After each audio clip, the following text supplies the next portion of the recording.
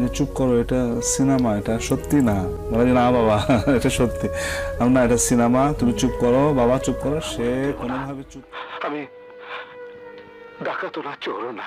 সব মানুষেরই দোষে গুণে সব মানুষই সৃষ্টি হয়েছে।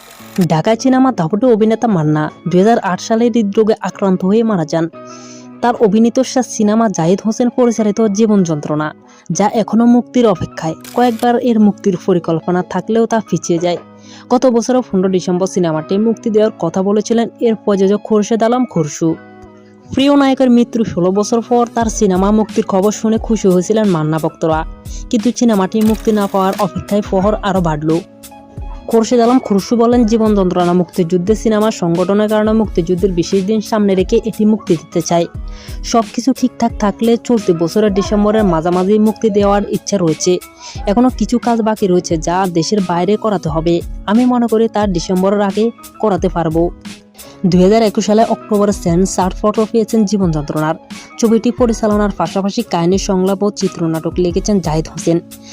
সিনেমাটির মুক্তি বিলম্বনের কেন জানতে চাইলে জাহিদ হোসেন বলেন, লীলামঞ্চ নাম দিয়ে সিনেমা কাজ শুরু করেছিলাম। ওই নামে 2011 সালে সেন্স জমা দিই, কিন্তু নাম নিয়ে সেন্স বোর্ডের আপত্তির কারণে সেন্স পেতে দেরি হয়। নানান জটিলতার এরপর সিনেমাটির মুক্তি দেওয়া সম্ভব হয়নি। করোনার কারণে এর মুক্তি 2 বছর পিছিয়ে যায়। আগে 35-এ সিনেমা শ্যুট করা হতো, এটা সবারই জানা। জীবন যন্ত্রণা 35 শ্যুট করা হয়েছিল।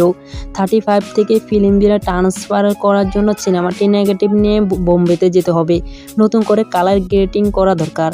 এর কারণে একটু সময় লাগবে। প্রযোজক গত বছরে সিনেমাটি মুক্তির পরিকল্পনা করেছিলেন, কিন্তু তিনি ভারতে যেতে পারেননি বলে সিনেমাটি মুক্তি আটকে যায়। হয়তো আগামী বছরের শুরুর দিকে সিনেমাটির মুক্তি পরিকল্পনা করতে পারবো। এই সময় এসে 16 বছর আগের এই সিনেমা মুক্তি ব্যবসায় ঝুঁকি পড়বেন কিনা এমন প্রশ্ন জবাবে নির্মাতা বলেন, আমি তা মনে করি না। এর সময় এসে তারা বহুর সিনেমাটি আবেদন একটু কমবে না। এটি মুক্তিযুদ্ধের সিনেমা, এর সময় 16 ডিসেম্বর পর্যন্ত। আমি যেভাবে গল্প লিখেছি তাতে কোনো সমস্যা হবে না বলে আমি মনে করি। আশা করছি এটি এখন দর্শক প্রিয় একটি সিনেমা হবে।